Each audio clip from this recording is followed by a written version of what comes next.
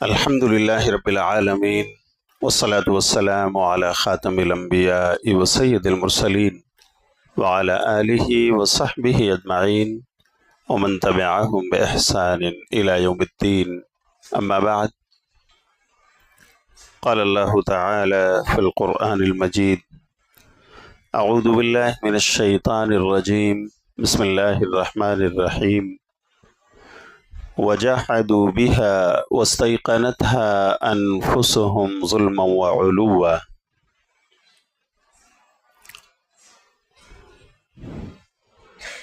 معزز و محترم علماء کرام، شہر یادگیر کی مسجد حمزہ کے محترم مصلیان، معزز بزرگوں، نوجوانوں، پیارے بچوں اور محترم خواتین ملت، اسلامی ماؤں اور بہنوں، میں اللہ کا شکر ادا کرتا ہوں کہ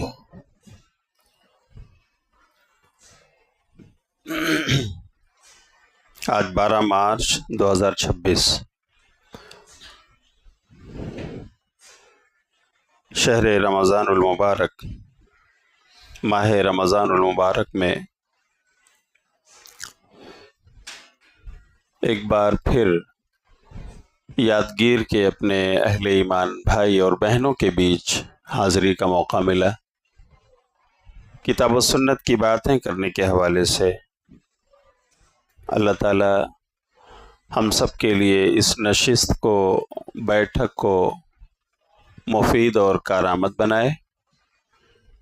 اللہ ہمارے لیے اسے ذریعہ مغفرت بنائے۔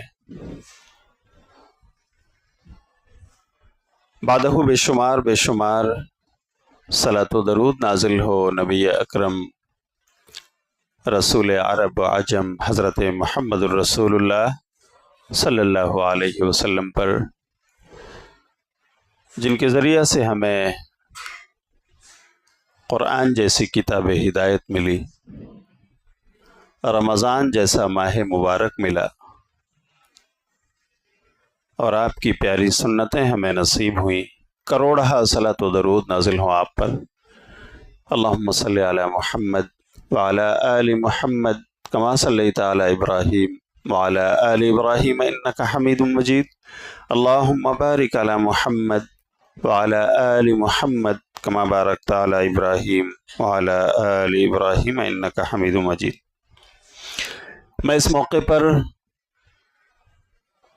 مسجد حمزہ کے ذمہ داران کا شکر گزار ہوں، اور یہاں کی مقامی اور ضلعی جمعیت اہل حدیث کا بطور خاص برادر مکرم، ہم سب کے عزیز و محترم جناب عارف ہنڈیکر صاحب، جو یہاں کی شہری جمعیت کے صدر اور ضلعی جمعیت یادگیر کے ناظم اور سیکریٹری ہیں،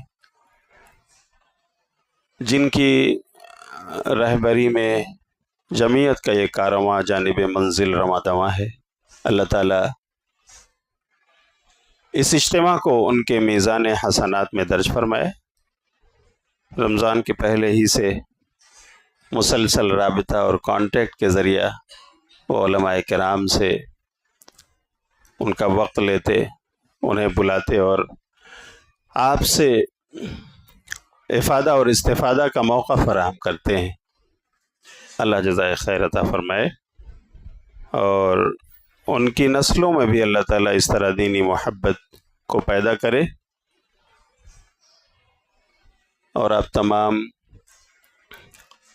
چونکہ اس مقامی اور ضلعی جمعیت کا حصہ ہیں، اللہ تعالیٰ اسے آپ سب کے میزان حسنات میں درج فرمائے۔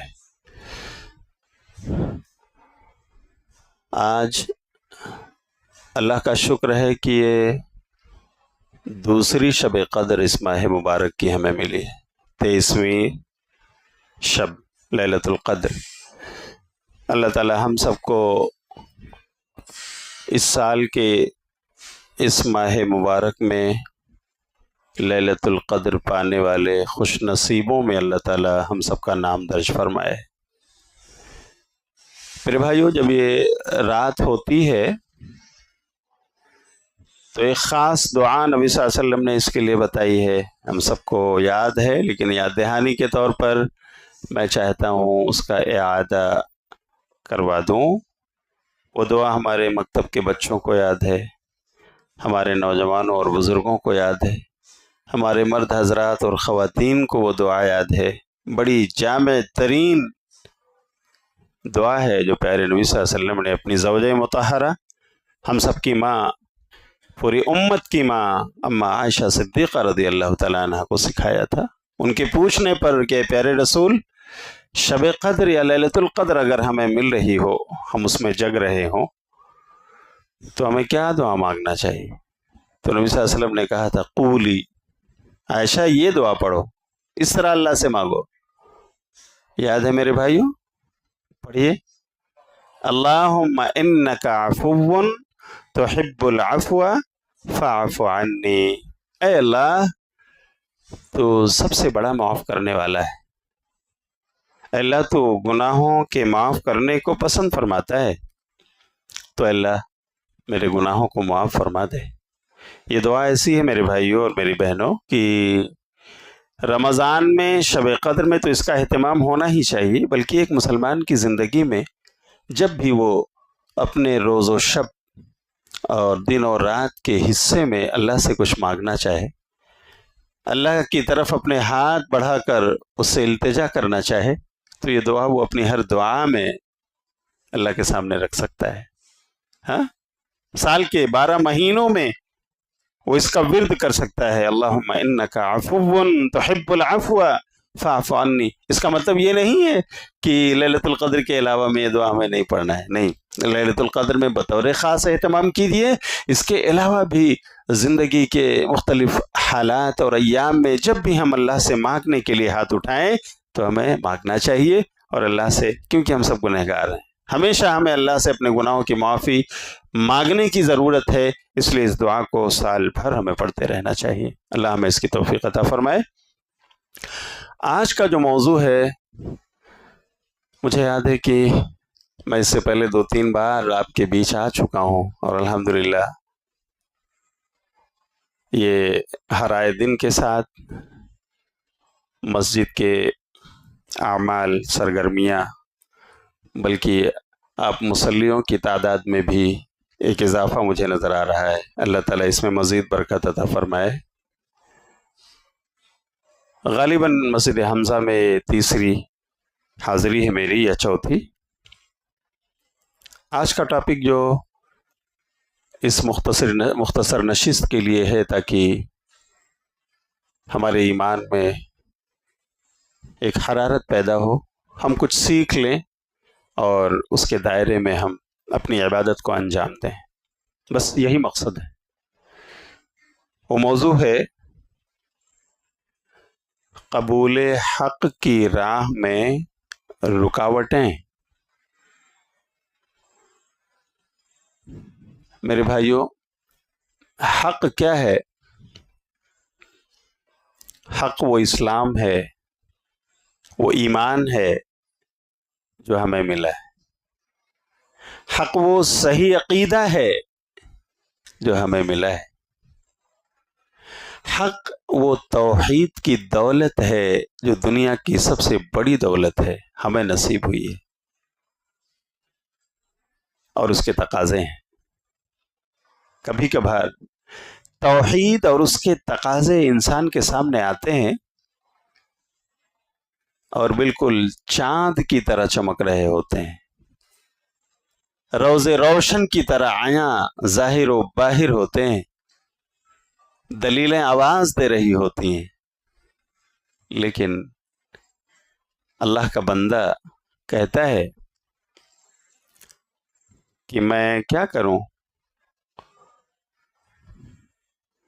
میں کیا کروں، آپ کی دلیلیں اپنی جگہ، لیکن میں تو فلاں مسلک کا ماننے والا ہوں، میں تو فلاں امام کا مقلد ہوں. حدیث رسول دھری کی دھری رہ جاتی ہے. حق پکار پکار کر آواز دے رہا ہوتا ہے اور ایک مسلمان منہ پھیر کر چلا جاتا ہے. میرے بھائیوں، یہ عزم لے کر کے بیٹھیے کہ اس مختصر نشست میں اس موضوع کے تحت قرآن اور حدیث کی دلیلوں کی روشنی میں ہمیں جو باتیں ملیں گی ہم خود بھی اسے ایکسیپٹ کریں گے. ہم میں اگر کمیاں ہیں تو اس کی اصلاح کر لیں گے، اور انشاءاللہ ہم اسے اپنے فرینڈ سرکل میں، اپنے ریلیٹیوز میں، رشتہ داروں میں، بزنس پارٹنرز میں، جہاں تک ہماری پہنچ ہے ہم اسے پہنچانے کی کوشش کریں گے انشاءاللہ. بھائیو، اللہ ہمیں اس کی توفیق عطا فرمائے. تو آئیے جانتے ہیں ٹو دا پوائنٹ کہ انشاءاللہ خطاب کے بعد، تقریر کے بعد 15 سے 20 منٹ کا سوال و جواب کا سیشن بھی ہوگا، جیسا کہ عارف بھائی نے بتایا ہے، اس کی رہنمائی کی ہے. تو میں چاہوں گا کہ یہ خطاب آپ کے سامنے ٹو دا پوائنٹ رکھا جائے اور وقت مقررہ پر ختم ہو. سب سے بڑی رکاوٹ یا ایک اہم رکاوٹ حق قبول کرنے کی راہ میں اگر میں ذکر کروں قرآن کی روشنی میں، تو میرے بھائیوں وہ ہے انسان کا غرور، گھمنڈ، کبر، فخر. وہ یہ کہتا ہے یا سمجھتا ہے کہ ارے میں تو بڑا ہوں، میں بڑا ہوں اور یہ مجھ سے ہیچ ہیں، مجھے کیسے قبول کرنا. تو وہ اللہ کے دلیلوں کے سامنے اتراتے ہوئے چلا جاتا ہے. اس کا گھمنڈ اور غرور، اس کا فخر، اس کا کبر، اس کی تعلی، اس کا ترفع، یہ حق قبول کرنے سے اسے محروم رکھتا ہے. اور اس کی واضح مثال میرے بھائیو اگر ہم دیکھنا چاہیں تو دیکھیے قرآن میں اللہ رب العالمین نے فرعون کا واقعہ ذکر کیا ہے، جس کے زمانے میں موسیٰ علیہ السلام پیدا ہوئے. اللہ نے ان کی حفاظت فرمائی. قتل کا قانون فرعون نے نافذ کیا تھا، لیکن اللہ تعالیٰ نے موسیٰ کی پرورش فرعون کے گھر میں کرائی. بولو ہے یا نہیں ہے میرے بھائی؟ موسیٰ علیہ السلام بڑے ہوئے، نبوت ملی، اعلان رسالت انہوں نے کیا، اور 9 نشانیاں اللہ رب العالمین نے 9 معجزات دے کر کے موسیٰ کو بھیجا فرعون اور اس کی قوم کی طرف. لیکن میرے بھائیو کیا ہوا؟ وہ نشانیاں انہوں نے دیکھیں، وہ معجزات ان کی آنکھوں کے سامنے آئے جو بالکل اظہر من الشمس تھے، سورج کی طرح ظاہر و باہر چمک دمک رہے تھے. اس کے باوجود نہیں قبول کیا، انہوں نے ایکسیپٹ نہیں کیا، بلکہ اعلان مبارزہ کر دیا. کہا موسیٰ جو کچھ تمہارے پاس ہے وہ جادو ہے، تو ٹھیک ہے تمہارے جادو کا علاج ہم کرتے ہیں. چلو اعلان کر دو پورے مصر میں بڑے بڑے ہمارے کرتب باز اور جادوگر آ جائیں فلاں دن فلاں ٹائم فلاں میدان میں. موسیٰ نے کہا ٹھیک ہے بلاؤ. آ گئے لوگ، بڑے بڑے کرتب باز، جادوگر. فرعون سے پوچھتے ہیں کہ اگر ہم غالب ہوئے تو ملے گا کچھ؟ ارے ملنے کا سوال کرتے ہو؟ نوازشیں تو اپنی جگہ، تم ہمارے مقرب بن جاؤ گے، ایسوسیٹ ممبر ہو جاؤ گے ہمارے. اچھا، میدان میں حاضر ہوئے سب لوگ، پوچھنے لگے موسیٰ پہلے آپ ڈالتے ہو، اپنا کرتب آپ دکھاتے ہو کہ ہم؟ کہا ٹھیک ہے. موسیٰ نے کہا ٹھیک ہے آپ لوگ دکھائیے. جب ان لوگوں نے اپنی جادوگری شروع کی، اپنے کرتب دکھائے، تو نظریں چکا چوندھ تھی. ایسے ماہرین مصر کی سرزمین کے جادوگر تشریف لائے تھے، نظریں چکا چوندھ ہو رہی تھی. لیکن جب وہ اپنا کرتب دکھا چکے تو میرے بھائیوں کیا ہوا؟ موسیٰ علیہ السلام کو اللہ نے حکم دیا موسیٰ اپنی عصا ڈال دو، اپنی لاٹھی پھینک دو، تلقف ما صنعوا، جو کچھ انہوں نے کیا ہے نا سب کو نگل جائے گا تمہاری عصا، سب کو ختم کر دے گا۔ موسیٰ علیہ السلام نے اپنی لاٹھی ڈالی اور ایک سانپ کی اژدہے کی شکل میں اس نے تمام کرتبوں کو نگل لیا، تمام جادوگروں کے اعمال کو ہضم کر لیا۔ کیا ہوا؟ وہی جادوگر جو موسیٰ کا مقابلہ کرنے آئے تھے، سب نے کہا آمنت برب العالمین رب موسیٰ و ہارون۔ یہ موسیٰ جادوگر نہیں، یہ ہارون جادوگر نہیں، یہ تو رب کے پیغمبر ہیں۔ یہ جو کچھ موسیٰ نے کیا ہے یہ معجزہ ہے، اور ہم اس رب العالمین پر ایمان لا رہے ہیں جو موسیٰ اور ہارون کا رب ہے۔ اللہ اکبر۔ مجمع عام میں، کھلے میدان میں تمام جادوگر سرنڈر ہو گئے، ایمان لے آئے۔ فرعون کہتا ہے آمنتم لہو قبل ان آذان لکم انہ لکبیرکم الذی علمکم السحر۔ ایسا لگتا ہے کہ یہ موسیٰ تمہارا بڑا ہے جس نے تمہیں یہ سب سکھایا ہے، تم ایمان لے آئے ہو اس سے پہلے کہ میں تمہیں پرمیشن دوں؟ تو سنو، اب تمہیں اسی کھجور کے درختوں پر سولی پر چڑھا دوں گا، سزا دوں گا تمہیں۔ لیکن میرے بھائیوں کیا ہوا؟ ان ایمان لانے والے جادوگروں نے کہا فرعون آپ لے سکتے ہو تو ہماری جان، ہمارا ایمان نہیں چھین سکتے، ایمان ہمارے دلوں میں جو بیٹھا ہے آپ کا بس اس پر نہیں چلتا ہے، آپ ہماری جان لے لو اگر لینا چاہتے ہو، ہمارا ایمان تم نہیں لے سکتے۔ اللہ اکبر۔ سب نے اپنی قربانی پیش کر دی لیکن ایمان ان کے دلوں میں راسخ ہو گیا۔ سوال یہ اٹھتا ہے فرعون کیوں نہیں لایا؟ کیا اس نے معجزہ نہیں دیکھا تھا؟ کیا اس نے یہ تمام نشانیاں موسیٰ کے ہاتھ سے جو اللہ نے ظاہر فرمائی اس نے مشاہدہ نہیں کیا تھا؟ سوال اٹھتا ہے تو قرآن اس کا جواب دیتا ہے۔ کیا جواب دیتا ہے میرے بھائیوں؟ وَجَحَدُوا بِهَا وَاسْتَيْقَنَتْهَا أَنفُسُهُمْ ظُلْمًا وَعُلُوًّا۔ اللہ رب العالمین قرآن کریم میں کہتا ہے کہ ان کا دل مان چکا تھا۔ کس کا؟ فرعون اور اس کے حواری جو مواری تھے نا، ان کے دل یقین کر چکے تھے کہ موسیٰ برحق، یہ نشانیاں برحق، یہ معجزات برحق ہیں، دل تسلیم کر رہا تھا۔ لیکن وجحدوا بها، اس کے باوجود انہوں نے اس کا انکار کر دیا۔ کیوں؟ ظلما وعلوا، ظلم و سرکشی کی بنیاد پر، ہٹ دھرمی کی بنیاد پر، وعلوا، اور احساس برتری میں کہ میں تو بڑا ہوں، میں تو گدی کا مالک ہوں، میں تو سرزمین مصر کا بادشاہ ہوں۔ اللہ کہہ رہا ہے کہ تکبر کی وجہ سے اس نے انکار کر دیا۔ تو میرے بھائیو فرعون کو اگر حق نہ ملا تو اس کی وجہ کیا تھی؟ بولو، اس کا کبر، اس کا غرور، اس کا گھمنڈ۔ اسی طرح اگر آپ قرآن کو پڑھیں تو اللہ تعالیٰ نے ہمارے اور آپ کے باپ حضرت آدم کو بنایا، ہاں، اپنے ہاتھوں سے اللہ نے آدم کا پتلا بنایا ہے۔ اللہ نے سورہ صاد میں اس کا ذکر فرمایا ہے تفصیل کے ساتھ، آیت نمبر 71 سے لے کر 77 تک۔ اللہ نے فرشتوں سے کہا انی خالق بشرا من طین، میں مٹی کا ایک انسان بنانے جا رہا ہوں۔ فَإِذَا سَوَّيْتُهُ وَنَفَخْتُ فِيهِ مِن رُوحِي فَقَعُوا لَهُ سَاجِدِينَ۔ اللہ کہتا ہے کہ جب میں نے آدم کا پتلا بنا دیا، میں نے ان میں اپنی روح پھونک دی، جان ڈال دیا، تو تمام فرشتے سجدہ ریز ہو گئے۔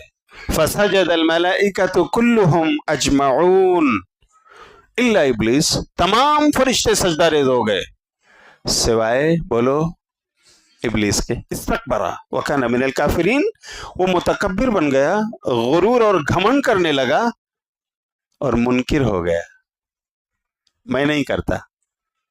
اللہ نے پوچھا قال ما منعک ان تسجد لما خلقت بیدی، جسے میں نے اپنے ہاتھوں سے بنایا اس پتلے کے سامنے، اس آدم کے سامنے سجدہ کرنے سے کس چیز نے روکا تجھے ابلیس؟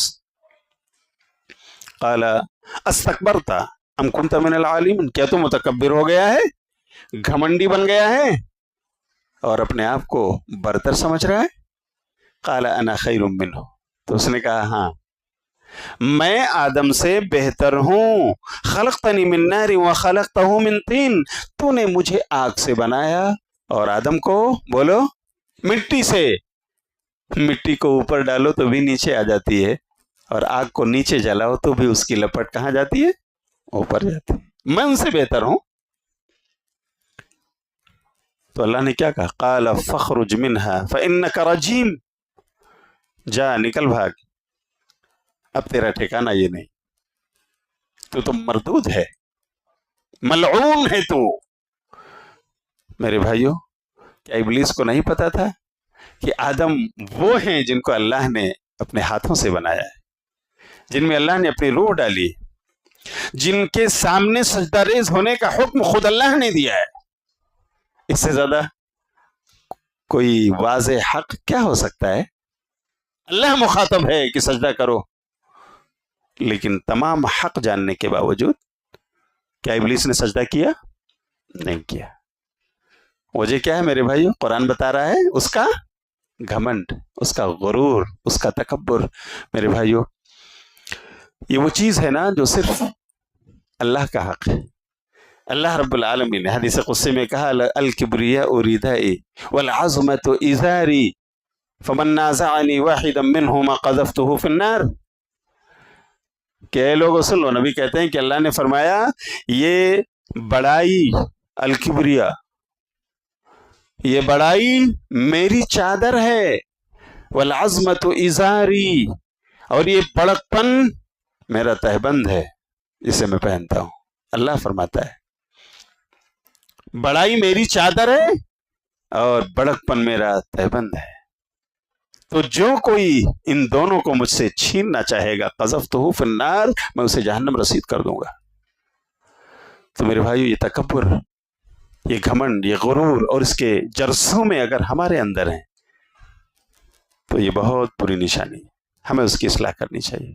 بہت سارے مواقع میں اسلام اور ایمان کے حوالے سے بات کر رہا ہوں، لیکن میں آپ سے کہوں کہ مسلمانوں کے آپسی معاملات میں کبھی ایسا ہوتا ہے کہ ایک چیز کسی کا حق ہے اور باقاعدہ دلیل کے ساتھ ہے، دلیل دی جا رہی ہے میرا ہے، لیکن سامنے والا اس کا تکبر جاگتا ہے، اس کا گھمنڈ آواز دیتا ہے، اور وہ ظلم و سرکشی کرتے ہوئے دوسرے کا حق مار لیتا ہے۔ بولو ہے یا نہیں؟ اس لیے میرے بھائیو، کسی بھی میدان میں، کسی بھی فیلڈ میں، کسی بھی مجال میں اگر کبر اور غرور کے جرسوں میں اور یہ جراثیم ہمارے اندر، یہ بیکٹیریاز ہیں، تو ہمیں اس کا علاج کرنا چاہیے۔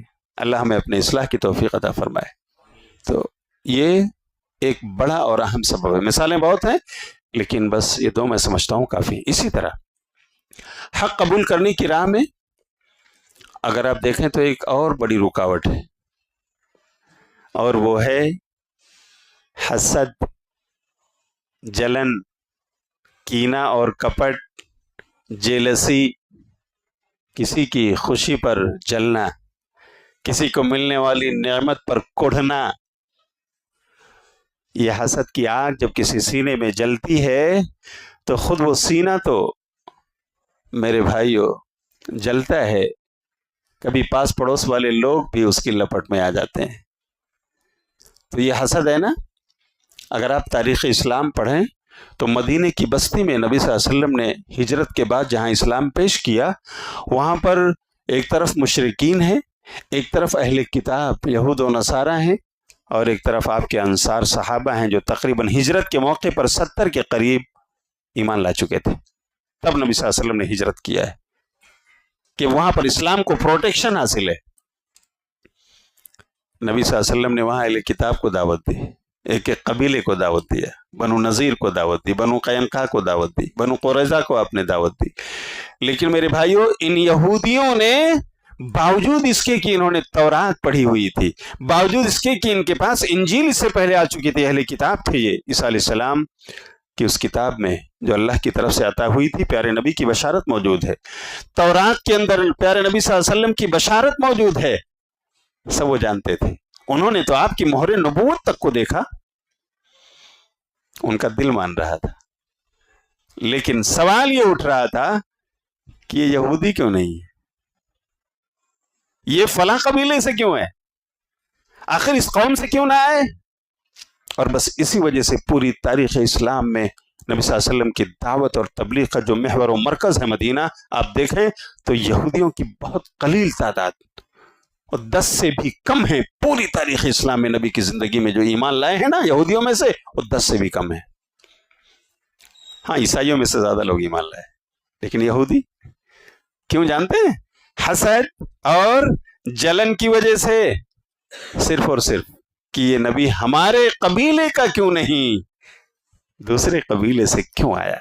یہ حسد کی آگ انہوں نے اپنے سینے میں چلا ڈالی، اور قرآن کریم نے میرے بھائی اس کا حوالہ دیا کہ کس طرح سے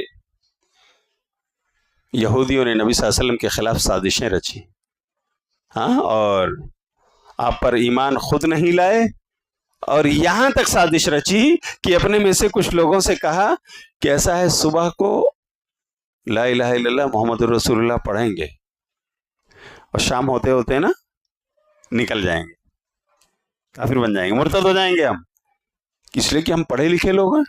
یہود ایک پڑھی لکھی قوم تھے، ایڈوکیٹڈ لوگ تھے۔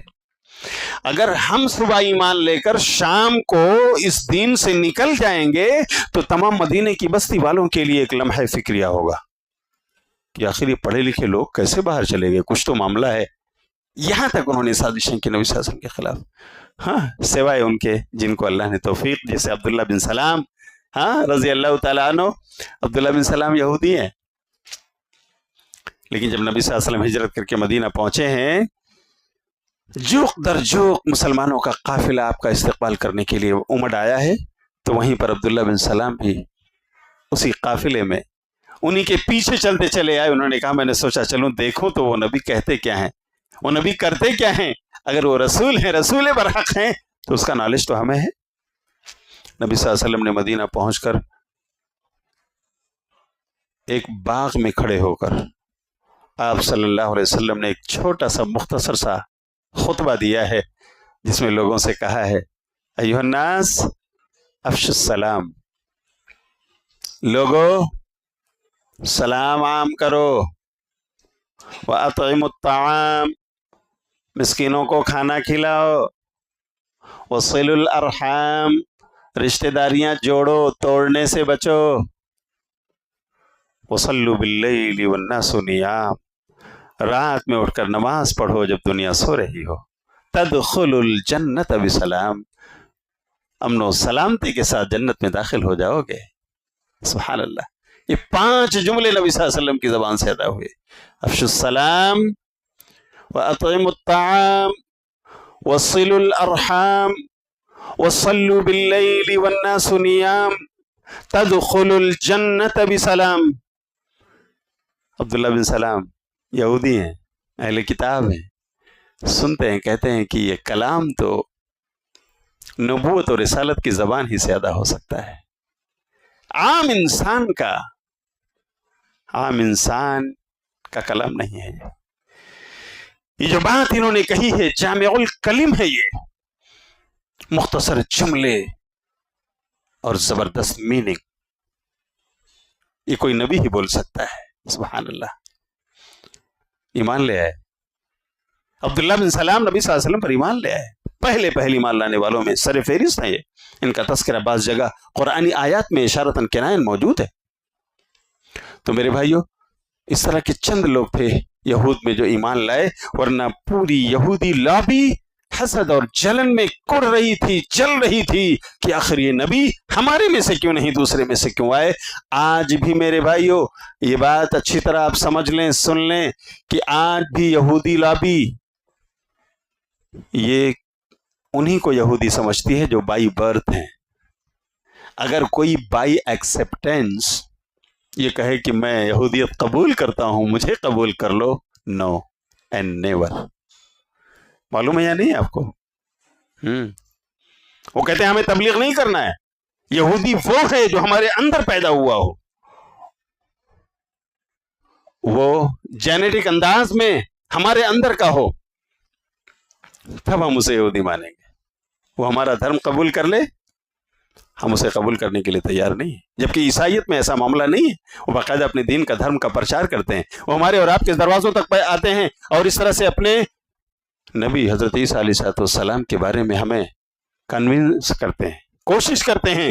اور اس طرح سے دیکھیں عیسائیت پھل رہی ہے, پھول رہی ہے, وہ لوگ کوشش کر رہے ہیں, ایکٹیو ہیں کافی. لیکن یہودیت کے ہاں ایسا نہیں. کیوں؟ یہ جلن ہے.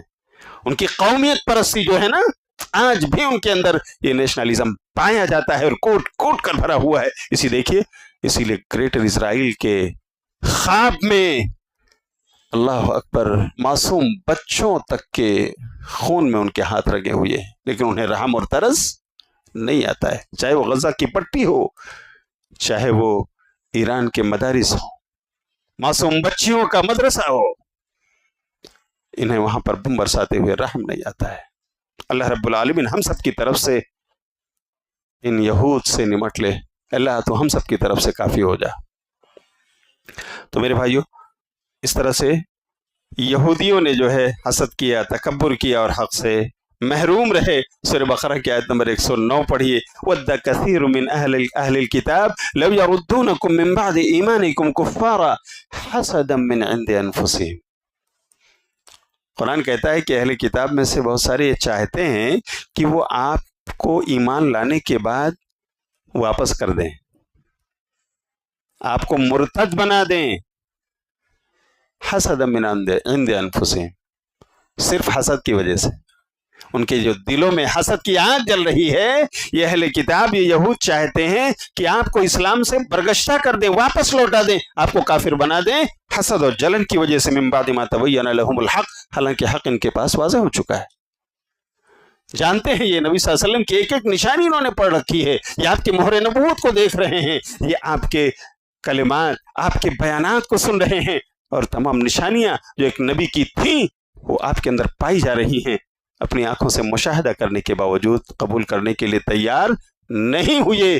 وجہ بولو بھائیو کیا ہے؟ حسد اور جلن. بلکہ اسی مدینے کی بستی میں کہوں گا کہ نبی صلی اللہ علیہ وسلم جب ہجرت کر کے آئے ہیں نا, تو ایک پرسنالٹی تھی, اس کا نام تھا عبداللہ ابن ابی. نام سنا ہے میرے بھائیو؟ بہت مشہور نام ہے. رئیس المنافقین, چیف آف ہپوکریٹس. یہ منافق کیسے بنا جانتے ہیں؟ نبی صلی اللہ علیہ وسلم مدینہ آئے, آپ نے اپنی تبلیغ شروع کی, آپ کے صحابہ نے اسلام کی تبلیغ شروع کی, اور لوگ جوق تر جوق اسلام میں داخل ہو رہے ہیں. دن بدن آپ کا جتھا بڑھ رہا ہے, روز بروز آپ کی تعداد میں اضافہ ہو رہا ہے. یہ عبداللہ بن ابی, اس نے یہ سوچ رکھا تھا کہ آئندہ آنے والے انتخابات میں کینڈیڈیٹ میں ہوں اور مجھے لیڈرشپ ملنے والی ہے. لیکن نبی صلی اللہ علیہ وسلم کے آنے کے بعد اس نے دیکھا کہ میرا خواب تو چور چور ہو رہا ہے, یہ شرمندہ تعبیر نہیں ہو سکتا, میں خواب ہی دیکھتا رہوں گا. محمد کے آگے صلی اللہ علیہ وسلم ہماری لیڈرشپ کام نہیں کرے گی, ایسے چاہنے والے ہیں ان کے. تو اس نے کیا کیا؟ اس نے کہا اگر میں کھل کر ان کے خلاف آتا ہوں تو جنگ ہوگی اور میں ہار جاؤں گا. تو اس نے اپنے کمیٹی کے ساتھ بیٹھ کر میٹنگ کی کہ چلو ہم بھی پڑھتے ہیں وہی کلمہ جو محمد سکھاتے ہیں, محمد کے ساتھ ہی پڑھتے ہیں صلی اللہ علیہ وسلم, اور وہی کلمہ پڑھ کر ان کی صفوں میں آستین کا سانپ بن کر گھستے ہیں تاکہ ان کے راز ٹٹولتے رہیں, ان کے بھید لیتے رہیں, جاسوسی کرتے رہیں, اور در پردہ ان کی صفوں میں انتشار برپا کرنے میں کامیابی پائیں, یہاں تک کہ ان کی دیواریں ہم ڈھا دیں. جاسوسی بہت بڑی سازش ہے نا.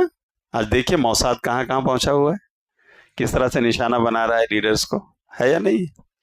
ایسے ہی یہ رئیس المنافقین تیار ہوا اور اس نے جو ہے لا الہ الا اللہ محمد الرسول اللہ پڑھا, اقرار کیا, لیکن صرف زبان سے. دل بولو, اس کے دل میں یہ کلمہ داخل نہیں ہوا. میرے بھائی کیوں جانتے ہیں؟ حسد, جلن. ہاں, لیڈر یہ کیوں بن رہے ہیں میرے ہوتے ہوئے؟ یہ میرا حق تھا, بلکہ میں کہوں کہ الفضل ما شہدت بہ الاعداء، حق وہ ہے جس کی گواہی ایک دشمن دے۔ ابو جہل کو ہم اور آپ جانتے ہیں، ابو الحکم لوگ کہتے تھے اس کو، مکہ کی سرزمین میں اسلام اور مسلمانوں کے سرغنہ دشمنوں میں سے تھا ابو جہل۔ ابو جہل نے دشمنی کی حدیں پار کر دی تھی، لیکن کیا ہوا؟ ابو جہل کے ایک رشتہ دار، ان کے بھانجے حضرت مسور بن مخرمہ رضی اللہ عنہ وارضہ، وہ اسلام لے آئے، مسلمان ہو گئے۔ ایک دن انہوں نے کہا ماموں میں آپ سے تنہائی میں بات کرنا چاہتا ہوں۔ کہا ٹھیک ہے آ جاؤ۔ گئے، کہا ماموں آپ ابو الحکم ہیں، آپ کو لوگ دانا اور بینا سمجھتے ہیں، دانشور مانتے ہیں، یہ بتائیے هل کنتم تتہمون محمدا بالکذب قبل ان یقول ما قال؟ ماموں جان یہ بتاؤ کہ کیا آپ لوگ محمد کو مکہ کی سرزمین میں بچپن سے اب تک کبھی آپ نے جھوٹا پایا ہے صلی اللہ علیہ وسلم؟ کبھی کسی نے محمد کی زبان سے جھوٹی بات نکلتے ہوئے آبزرو کیا ہے؟ کوئی شکایت آپ کو ملی ہے؟ قبل ان یقول ما قال، اس سے پہلے کہ وہ یہ دعویٰ کرتے کہ میں نبی ہوں، میں رسول ہوں، اس دعویٰ سے پہلے کبھی بھی ان سے جھوٹ سنا گیا ہے؟ ابو جہل کا جواب سنیے، لا انہ لصادق، نہیں بھانجے، محمد تو سچے ہیں صلی اللہ علیہ وسلم۔ کون کہہ رہا ہے؟ نبی کا دشمن۔ محمد سچے ہیں تو ماموں میں ایمان لے آیا ہوں، آپ کا بھانجا مسور، آپ ایمان کیوں نہیں لاتے؟ اللہ اکبر، آپ ایمان کیوں نہیں لاتے؟ میں تو لے کر کے آ گیا ہوں، میں ان کو سچا مانتا ہوں۔ اس کے بعد جواب سنیے میرے بھائی، روایت میں ہے کہ ابو جہل جواب دیتا ہے کہ بھانجے تمہیں اتنی بات سمجھ نہیں آتی؟ اذا ذهب بنو قصي بن كلاب باللواء والحجابة والسقاية والنبوة فماذا لي ولسائر قریش؟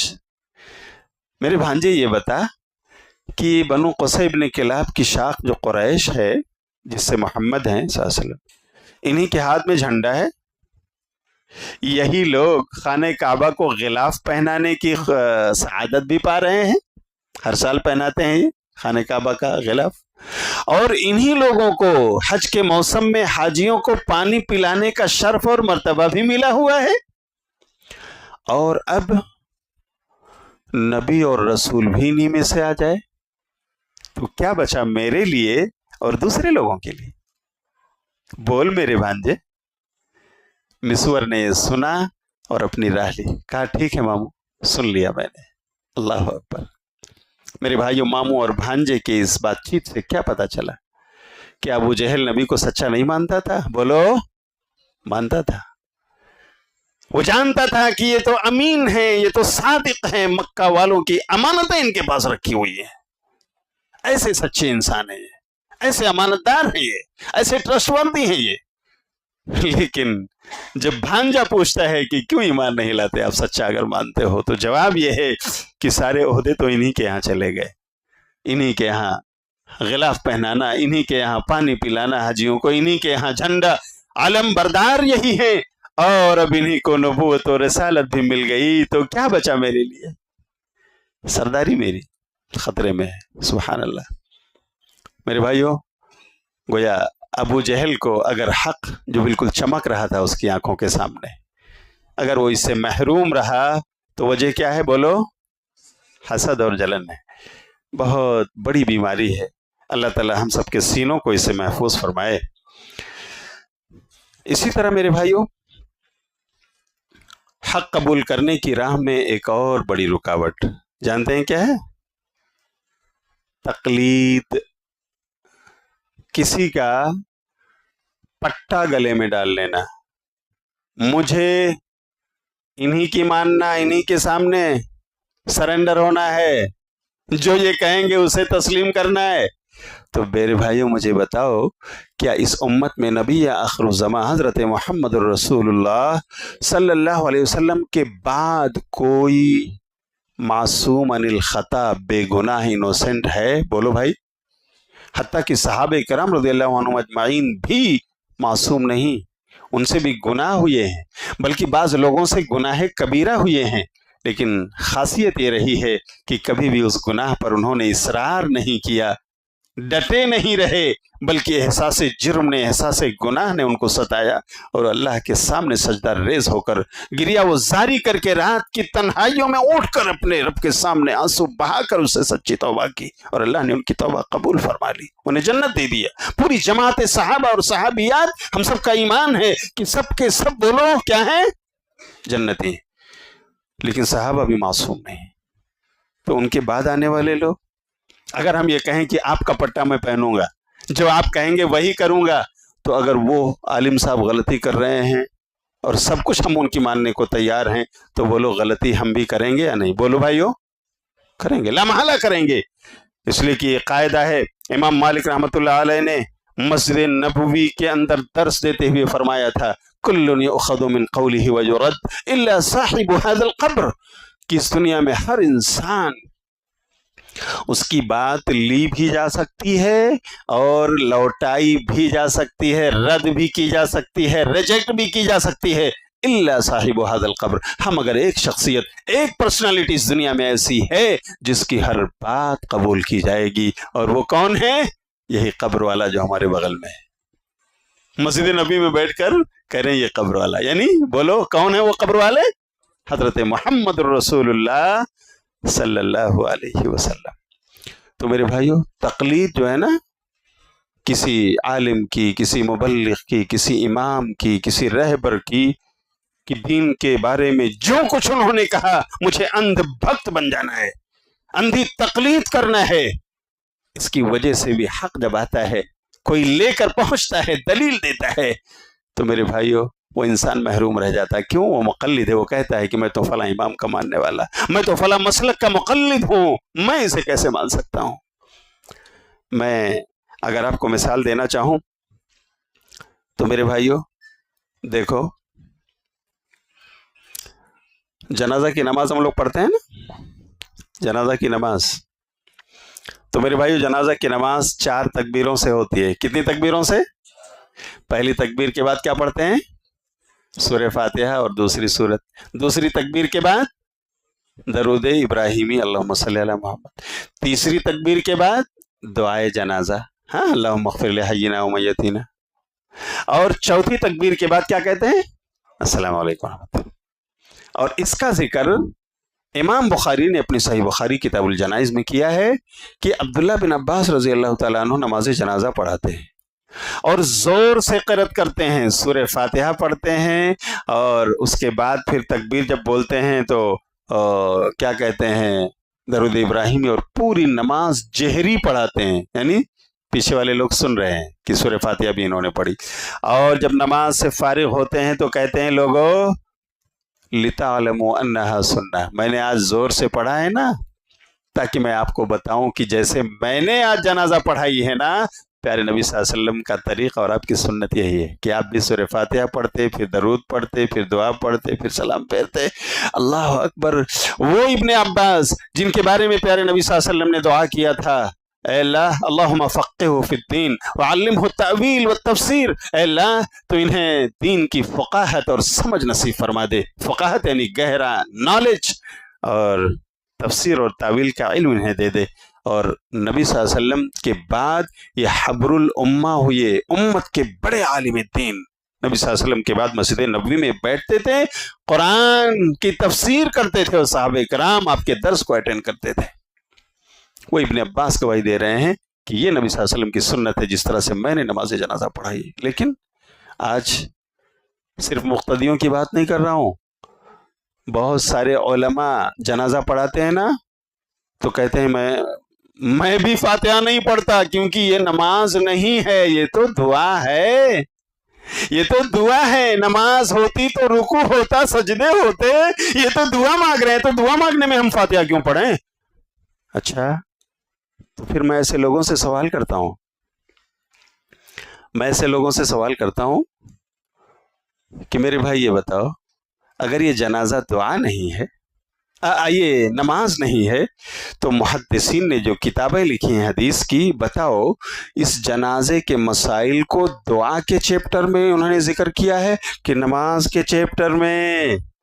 تو سب کہتے ہیں کہ ہاں یہ تو بات ہے، امام بخاری نے کتاب الصلاح میں جنازے کو ذکر کیا، نماز کے چیپٹر میں، امام مسلم نے کتاب الصلاح میں ذکر کیا، امام ابو داؤد نے کتاب الصلاح میں ذکر کیا، امام نسائی نے کتاب الصلاح میں ذکر کیا، امام ترمذی نے کتاب الصلاح میں ذکر کیا، امام ابن ماجہ نے کتاب الصلاح میں ذکر کیا، امام مصنف ابن عبد الرزاق نے کتاب الصلاح میں ذکر کیا، اور مختلف محدثین نے، مسند احمد نے کتاب الصلاح میں ذکر کیا۔ سارے محدثین نے جنازے کو نماز کے چیپٹر میں ذکر کیا ہے، اور آپ مولانا صاحب کہتے ہو کہ یہ تو نماز نہیں، یہ تو دعا ہے۔ بات کس کی مانی جائے گی؟ بولو بھائی۔ سوال یہی ہے نا کہ نبی نے نماز جنازہ کیسے پڑھی؟ تو ویسے جیسے ابن عباس نے پڑھ کر بتایا، اور ابن عباس کی نماز جنازہ جو ہوئی اس میں سورہ فاتحہ ہے، مقتدی کو بھی پڑھنا ہے اور امام کو بھی۔ لیکن جب انہیں بتائیے تو میرا بھائی، میرا بھولا بھالا بھائی کہتا ہے کہ مولانا میں تو فلاں مسلک کا ہوں، اس لیے نہیں پڑھتا۔ میں امام صاحب سے بولیے جنہوں نے جنازہ پڑھائی سورہ فاتحہ، تو کہتے ہیں میں تو فلاں امام کا مقلد ہوں۔ بولو بھائیو، ہے کہ نہیں؟ حق سے محروم ہو گئے صرف تقلید کی وجہ سے۔ آج ایک اور مسئلہ جو ہماری سرزمین کا ہے، میں آپ کو ذکر کرنا چاہتا ہوں کہ میرے بھائیو، تقلید کی روش پر چلنے کی وجہ سے کتنا بڑا خسارہ یہ امت اٹھا رہی ہے۔ پیارے نبی صلی اللہ علیہ وسلم نے ایک قانون دیا ہے، بچے بالغ ہو جائیں تو نکاح کرو، اور نکاح کے اصولوں میں سے ہے لا نکاح الا بولی و شاہد عدل۔ کوئی بھی نکاح کسی لڑکی کا ویلڈ نہیں ہوگا جب تک ولی کی اجازت یا اس کی موجودگی نہ ہو، اور دو عادل اور سچے گواہ موجود نہ ہو، دو گواہوں کی موجودگی، اور لڑکی کے ولی یا باپ ہوں یا بھائی ہوں، جو بھی ہوں، ان کی موجودگی یا ان کی اجازت ضروری ہے، اس کے بغیر اس کا نکاح ویلڈ نہیں ہوگا۔ اور دوسری حدیث میں صلی اللہ علیہ وسلم نے فرمایا ایم امرأۃ نکحت نفسها بغیر اذن ولیها فنکاحها باطل، کہ جو بھی خاتون اپنا نکاح کر لے ولی کی اجازت کے بغیر، ولی کی رضامندی کے بغیر، تو اس کا نکاح باطل ہے، باطل ہے، باطل ہے۔ اب بتائیے، آج کورٹ میرج ہو رہا ہے، لڑکی بغاوت کر کے باپ سے گھر سے نکل کر جاتی ہے اور کہتی ہے میں اپنے بوائے فرینڈ کے ساتھ جاتی ہوں، اور کورٹ میں قاضی صاحب موجود ہیں، نکاح ہوتا ہے وہاں پہ، نہ ابو راضی ہیں نہ بھائی راضی ہیں۔ بتائیے کیسے ہوتا ہے نکاح؟ جانتے ہیں؟ علماء نے فتویٰ دے دیا، انہی علماء نے فتویٰ دے دیا کہ اس خاتون کو اگر اپنا مال، اپنا سامان بیچنے کے لیے باپ سے اجازت کی ضرورت نہیں، یہ اپنا گھر بیچ سکتی ہے، یہ اپنا زیور بیچ سکتی ہے، یہ اپنا سودا سلف بیچ سکتی ہے اور خرید سکتی ہے، اور اسے باپ سے اجازت لینے کی ضرورت نہیں، تو یہ اپنے آپ کا سودا کیوں نہیں کر سکتی؟ نعوذ باللہ من ذالک۔ تو میرے بھائی جانتے ہیں کیا ہوا؟ اب آزادی مل گئی، لڑکیاں آزاد ہو گئیں کہ اب ہمیں ابو کی ضرورت نہیں، ہمیں بھائی کی ضرورت نہیں، کورٹ کافی ہے۔ اور آج ہمارے سماج اور سوسائٹی میں اس طرح سے اخلاقی انارکی پھیلی ہوئی، بے راہ روی لڑکیوں میں آ رہی ہے۔ میرے بھائیوں، واقعہ اور داستان اگر کوئی بیان کرے تو آپ سنو اور آنسو بہاؤ۔ کتنی بیٹیوں نے جا کر کے صرف، میرے بھائیوں، بغاوت نہیں کیا، انہوں نے اپنا ایمان اور دھرم تک بیچ ڈالا اور مرتد ہو کر کسی غیر کا ہاتھ پکڑ کر کورٹ چلی گئیں۔ کیوں جانتے ہیں؟ یہی تقلید کی روش پر چلنے والے علماء کا یہ فتویٰ ہے کہ کسی باپ کی اجازت لڑکی کو ضرورت نہیں ہے۔ اگر نبی صلی اللہ علیہ وسلم کی حدیث پر عمل ہوتا کہ ولی کا ہونا ضروری ہے، اس کی اجازت کے بغیر نکاح نہیں ہوگا، تو بتائیے میرے بھائیوں، کیا اس طرح کی جرات کوئی خاتون کر سکتی تھی؟ نہیں۔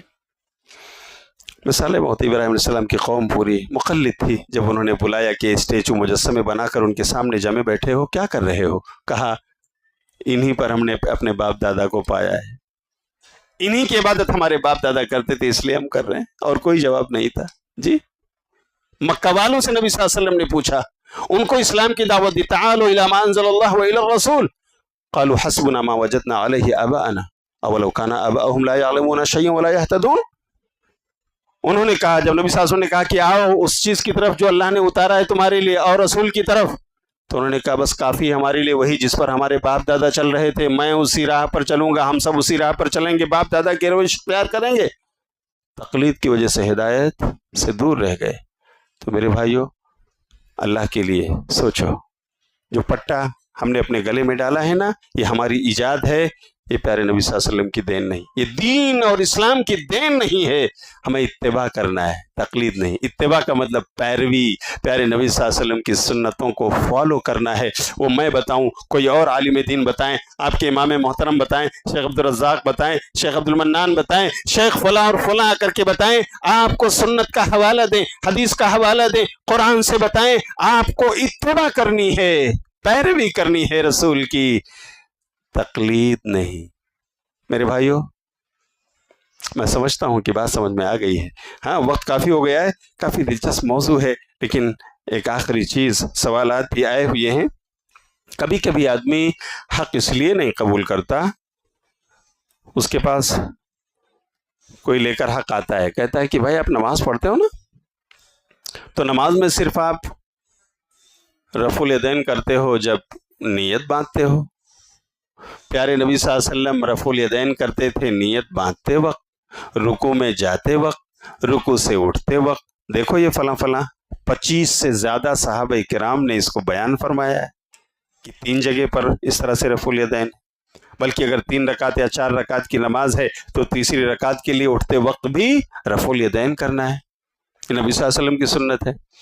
تو میرے بھائیو، کیا ہوتا ہے، کبھی تو یہ کہہ کر جواب دیا جاتا ہے کہ ہم تو فلاں امام کے ماننے والے، اور کبھی یہ کہا جاتا ہے کہ یار بات تو تمہاری سب صحیح ہے، دلیل دے رہے ہو تم، لیکن میرا فرینڈ سرکل ہے، میں اسے کیا جواب دوں گا، میرے دوست کیا کہیں گے، میرے رشتہ داروں کو میں کیسے سمجھاؤں گا، تو لوگ کیا کہیں گے، یہ بات آڑے آ جاتی ہے. کاش ہمارا وہ نوجوان، کاش ہمارا وہ بزرگ یہ سوچتا کہ میرا رب کیا کہے گا اگر اس سنت پہ عمل کر لوں، کتنا خوش ہوگا. میرے رسول کو اگر پتہ چلے میرے اس امتی نے میری سنت پہ عمل کیا ہے، میرے رسول کتنے خوش ہوں گے اور کیا کہیں گے، اس کا بیڑا پیار پار ہو جائے. لیکن آج وہ یہ نہیں سوچتا کہ میرا رب کیا کہے گا، میرے رسول کو پتہ چلے تو کیا کہیں گے. وہ یہ سوچتا ہے کہ میرے اپنے لوگ کیا کہیں گے، میرے رشتہ دار، میرے دوست احباب کیا کہیں گے. اور اس کی وجہ سے میرے بھائیوں وہ حق قبول نہیں کرتا. اور اس کی واضح مثال ابو طالب کی ہے کہ ابو طالب کو نبی صلی اللہ علیہ وسلم نے زندگی بھر توحید سمجھائی، اور ابو طالب نے بھی نبی صلی اللہ علیہ وسلم کے اوپر دست شفقت رکھا، انہیں شیلٹر دیا، دشمنوں کی دشمنی سے بچانے کی آخری حد تک کوشش کی ابو طالب نے. اور آخری عمر میں بھی نبی صلی اللہ علیہ وسلم بستر مرگ پر ہیں ابو طالب، اور نبی آ کے سمجھا رہے ہیں، قل کلمتن یا عمی قل کلمتن اشہد لک بہا عند اللہ، اے میرے چچا آپ لا الہ الا اللہ پڑھ لو، میں اس کی وجہ سے اللہ کے ہاں آپ کا گواہ بن جاؤں گا کہ میرے چچا نے توحید قبول کر لیا تھا. لیکن وہیں پر ابو جہل بیٹھا تھا، اس کے حواری مواری بیٹھے تھے. انہوں نے کہا، ابو طالب کیا آپ عبد المطلب کا دین چھوڑ کر چلے جاؤ گے؟ تھوڑی دیر کے بعد ابو طالب کا جواب آتا ہے، انا علی دین عبد المطلب، نہیں، مجھے گوارا نہیں ہے کہ میری قوم مجھے عار دے، لعن طعن کرے، میں آج بھی عبد المطلب ہی کے دین پر ہوں. اور اسی جملے پر ان کا انتقال ہو جاتا ہے. میرے بھائیو، صرف یہ وجہ، لوگ کیا کہیں گے، میری قوم کیا کہے گی. ابو طالب کو ہدایت نہ ملی اور وہ عبد المطلب کے جاہلانہ رسم و رواج والے دین پر چلتے ہوئے چلے گئے اور انہیں توحید نصیب نہ ہوئی. آخری بات، کبھی کبھی اس لیے بھی انسان حق سے محروم ہو جاتا ہے کہ وہ دیکھتا ہے مجھے کرسی ملی ہوئی ہے، مجھے عہدہ اور مرتبہ ملا ہوا ہے، اگر میں یہ حق قبول کر لوں تو پھر میری کرسی چلی جائے گی. جیسے نماز میں ہم لوگ میرے بھائیوں سورہ فاتحہ پڑھتے ہیں، مقتدی ہوں یا امام. کچھ لوگ کہتے ہیں کہ نہیں، مقتدی کو امام کے پیچھے سورہ فاتحہ پڑھنے کی ضرورت نہیں. لیکن میں بتاؤں، جو لوگ یہ کہتے ہیں نا، انہی میں سے کچھ اہل حق علماء ہیں جو خود سورہ فاتحہ پڑھتے ہیں، مقتدی بنیں تب بھی پڑھتے ہیں، وہ پڑھتے ہیں. لیکن جب ان سے کہا جائے کہ مولانا آپ پڑھتے ہو لیکن آپ کی عوام ذرا چلو ممبر پہ کھڑے ہو کر اعلان کر دو کہ مقتدیوں کو بھی امام کے پیچھے سورہ فاتحہ پڑھنا ضروری ہے۔ تو پھر عالم صاحب کہتے ہیں کہ میری ہمت نہیں ہو رہی۔ کیوں جانتے ہیں؟ کرسی، میں مفتی ہوں نا، اگر میں یہ فتویٰ دے دوں تو یہ افتاء والی کرسی میری چلی جائے گی۔ میں اپنی قوم کا لیڈر ہوں، میں اپنی جماعت کا مفتی ہوں، میں فلاں اور فلاں ہوں، تو میرے بھائیو اسی کرسی کے اس میں حق بات کا اعلان نہیں ہوتا۔ بہت ایسا آپ دیکھیں گے۔ ایسا ہی ایک معاملہ ہرقل کے ساتھ ہوا۔ نبی صلی اللہ علیہ وسلم نے خط بھیجا کہ ہرقل اسلم تسلم۔ بہت سارے بادشاہوں کو نبی صلی اللہ علیہ وسلم نے لیٹر بھیجوائے، اور ہرقل کے بھی پاس گیا کہ مسلمان ہو جاؤ، محفوظ رہو گے۔ تو اس نے تحقیق کیا کہ کیا یہ وہی نبی ہیں جن کی بشارت تورات میں انجیل میں آئی؟ اور واقعی ابو سفیان کا قافلہ گیا تو ان سے پوچھ تاچھ کے بعد اس کو یقین ہو گیا کہ یقیناً یہ وہی نبی ہیں جن کی بشارت تورات میں ہے، انجیل میں۔ لیکن اس نے اس کا اظہار نہیں کیا۔ کیوں؟ وہ بادشاہ تھا اپنے ملک کا۔ تو اس نے ایک دن اپنا دربار لگوایا اور تمام مشیران کار، وزراء، منسٹر سب کو بلایا، دعوت رکھی، سب لوگ آئے۔ دربانوں سے کہا، واچ مین سے کہ جاؤ سارے دروازے بند کر دو۔ سب لوگ بند کر کے آ گئے، لاک لگا دیے۔ اس کے بعد آ کر وہ بیٹھتا ہے کرسی پہ اور کہتا ہے کہ لوگوں، میں ایک بات بتانے کے لیے آپ سب کو جمع کیا ہوں کہ دیکھو، مکے میں، عرب دیش میں ایک نبی ظاہر ہوا ہے جس کی بشارت تورات اور انجیل میں۔ اس پر اگر ہم ایمان لے آئیں تو ہمیں دنیا میں بھی قیادت ملے گی، لیڈرشپ ملے گی، اور آخرت میں بھی ہم کامیاب و سرخرو ہوں گے۔ بس کیا ہوا؟ فحاسوا حیثۃ حمر الوحش، وہ لوگ بالکل بدکے ہوئے جنگلی جانور کی طرح بھگے، اٹھ کر کے سب دروازے کی طرف چل پڑے، بھاگ گئے۔ لیکن جا کر دیکھا تو دروازہ بند ہے، کوئی باہر نہیں جا سکتا۔ جب بادشاہ ہرقل نے دیکھا کہ یہ تو بدک گئے، سارے کے سارے متنفر ہو گئے، تو اس نے اپنے واچ مین اور دربانوں سے کہا، ردوہم الیہ، میرے پاس ان کو پھر سے بلا کر لاؤ۔ سب لوگ آئے، بلا کر لایا گیا انہیں۔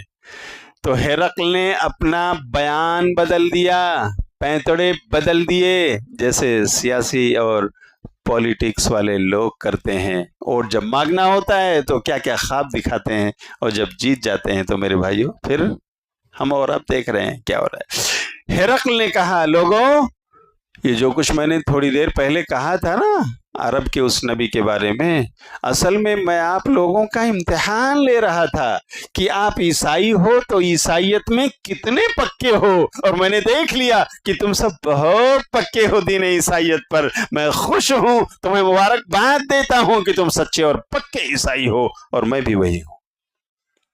سارے کے سارے لوگ بادشاہ کے سامنے سجدے میں گر پڑے۔ ہرقل اسلام نہیں لایا، زبان سے قبول نہیں کیا۔ محرومی کا سبب کرسی نہ چلی جائے، یہ عہدہ اور منصب جو ہے چھن نہ جائے۔ تو میرے بھائیو، بہت بار ایسا ہوتا ہے کہ کبھی کوئی عہدہ، مرتبہ، منصب ہوتا ہے، انسان اس کے لالچ میں حق بات دیکھتا ہے، سنتا ہے، سمجھتا ہے، لیکن محروم رہ جاتا ہے، قبول نہیں کرتا، حالانکہ یہ بہت بڑی محرومی ہے۔ تو میرے بھائیو، حق قبول کرنے کی راہ میں جو باتیں آج میں نے ذکر کیا اور بھی ہو سکتی ہیں، ان میں یہ 4-5 چیزیں۔ نمبر 1، کبھی انسان اس لیے قبول نہیں کرتا کہ وہ گھمنڈی ہے، غرور اور فخر کر رہا ہے۔ نمبر 2، دوسری وجہ کیا ہے میرے بھائیو؟ حسد اور جلن ہے۔ اور ایک تیسری وجہ میں نے بتایا، وہ انسان مقلد بن جاتا ہے۔ کیا کرتا ہے؟ وہ تقلید کرتا ہے، کسی کا پٹھا پہن لیتا ہے کہ بس انہی کی سننا اور کسی اور کی نہیں سننا۔ حالانکہ امام اعظم حضرت محمد الرسول اللہ صلی اللہ علیہ وسلم سے بڑا امام کوئی ہو سکتا؟ بولو بھائیو، نہیں۔ اللہ ہمیں سمجھ عطا فرمائے۔ اور چوتھی چیز میں نے بتایا، یہ وجہ بنتی ہے کبھی کبھی کہ لوگ کیا کہیں گے، عزت نفس، وہ دیکھ رہا ہے کہ میری عزت نفس مجروح ہو رہی ہے۔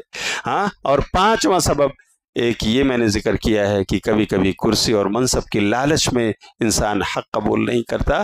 تو آپ دیکھ لیں میرے بھائیوں، گریبان میں منہ ڈال کر جھانکیں، کہیں یہ چیز ہمارے سماج اور سوسائٹی میں اگر نظر آئے تو اصلاح کی کوشش کریں، دوسروں تک پہنچیں اور اس پیغام کو پہنچائیں۔ اللہ تعالی ہم سب کو جو کچھ ہم نے سنا ہے، سمجھا ہے، اس کے مطابق عمل کی توفیق عطا فرمائے۔